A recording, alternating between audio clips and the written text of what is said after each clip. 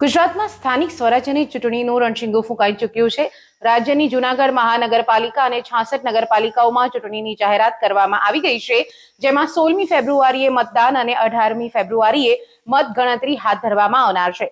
આ વિસ્તારોમાં આજથી જ આચારસંહિતાનો અમલ શરૂ થઈ ચૂક્યો છે।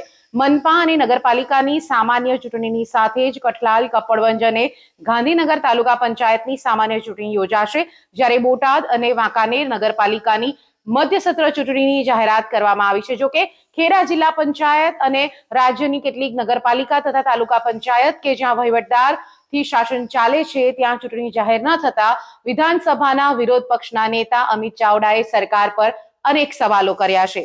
જો શું કહી રહ્યા છે અમિત ચાવડા। સમગ્ર રાજ્યની જનતા લાંબા સમયથી સ્થાનિક સ્વરાજની સંસ્થાઓમાં વહીવટદારોનું રાજ ક્યારે ખતમ થાય અને ક્યારે પ્રજાના ચૂંટાયેલા પ્રતિનિધિઓ વહીવટ કરે, સત્તા સંભાળે એની રાહ જોઈને બેઠા હતા। હમણાં રાજ્ય ચૂંટણી પંચ દ્વારા પ્રેસ કોન્ફરન્સના માધ્યમથી સ્થાનિક સ્વરાજની ચૂંટણીઓ માટેની તારીખો જાહેર કરી છે। 16મી ફેબ્રુઆરીએ લગભગ 66 જેટલી નગરપાલિકાઓ, એક મહાનગરપાલિકા, 3 તાલુકા પંચાયતો અને થોડી પેટા ચૂંટણીઓ માટેનું મતદાન થવાનું છે।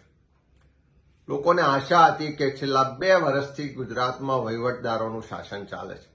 લગભગ 7,000 કરતાં વધારે ગ્રામ પંચાયતોમાં આજે વહીવટદાર છે, નગરપાલિકાઓમાં લાંબા સમયથી વહીવટદાર છે, 2 જિલ્લા પંચાયતોમાં વહીવટદાર છે અને સાથે સાથે મહાનગરપાલિકા અને અનેક જગ્યાએ બીજા વહીવટદારો શાસન કરે છે।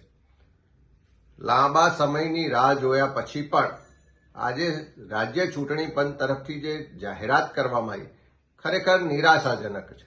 એટલા માટે કે હજુ પણ ખેડા જિલ્લા પંચાયતની ચૂંટણી ક્યારે થશે જાહેર કરવામાં નથી આવ્યું।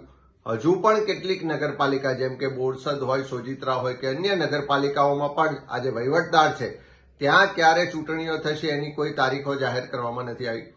7,000 કરતાં વધારે ગ્રામ પંચાયતોમાં આજે વહીવટદારો છે, એ ગામના લોકોને ક્યારે વહીવટદારોના શાસનમાંથી મુક્તિ મળશે એની કોઈ તારીખો આજે જાહેર કરવામાં નથી આવી।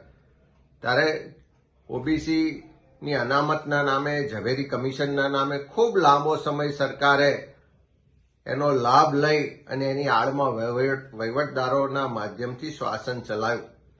પણ આજે ઓબીસી અનામતની વાત કરીએ, ઝવેરી કમિશનની વાત કરીએ તો શું કામ સરકાર ઝવેરી કમિશનનો રિપોર્ટ હજુ પણ છુપાવે છે? ઝવેરી કમિશને જે ભલામણ કરી હતી, સુપ્રીમ કોર્ટની જે ગાઈડલાઈન હતી કે ઇમ્પેરિકલ ડેટા એકત્રિત કરીને યુનિટ વાઇઝ ઓબીસીને રિઝર્વેશન મળવું જોઈએ, એવું રિઝર્વેશન તો આપ્યું નથી। ઓબીસી સમાજને યોગ્ય રિઝર્વેશન, પૂરતું રિઝર્વેશન નહીં આપીને પણ અન્યાય કર્યો છે અને ઝવેરી કમિશનના નામે લાંબા સમયથી ચૂંટણીઓ નહીં કરાવીને પણ આ ગુજરાતની જનતાને અન્યાય થયો છે। ત્યારે મોડા પણ 66 નગરપાલિકા, 1 મહાનગરપાલિકા અને 3 તાલુકા પંચાયતની ચૂંટણી જાહેર થઈ છે। ત્યારે કોંગ્રેસ પક્ષ આ તમામ ચૂંટણીઓ માટે તૈયાર છે અને અમે તો સરકાર પાસે માંગણી કરીએ છીએ, રાજ્ય ચૂંટણી પંચને કહેવા માંગીએ છીએ કે તાત્કાલિક ગ્રામ પંચાયતોની ચૂંટણીઓની તારીખો પણ જાહેર કરો।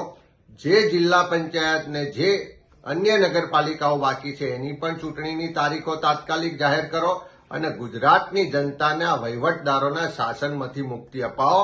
અને એ વહીવટદારોના શાસનમાંથી મુક્તિ અપાવવા માટે ચૂંટાયેલા પ્રતિનિધિઓનું રાજ આવે અને એના માટે કોંગ્રેસ પક્ષ કટિબદ્ધ છે, તૈયાર છે અને આ ચૂંટણીઓ માટે પણ કોંગ્રેસ પક્ષ તમામ રીતે તૈયારીઓ કરી ચૂકી છે અને લોકોની, જનતાની અદાલતમાં હવે જવા તૈયાર છીએ। સ્થાનિક સ્વરાજ્યની ચૂંટણીઓ આવતા હવે તમામ પક્ષો આ ચૂંટણીમાં પોતાની જીત હાંસિલ કરવા માટે એડી ચોટીનું જોર લગાવશે। જો કે આ સ્થાનિક સ્વરાજ્યની ચૂંટણીમાં કયું ફેક્ટર કામ કરશે અને ભાજપ કે કોંગ્રેસ કોણ ફાવશે તે જોવું રહ્યું।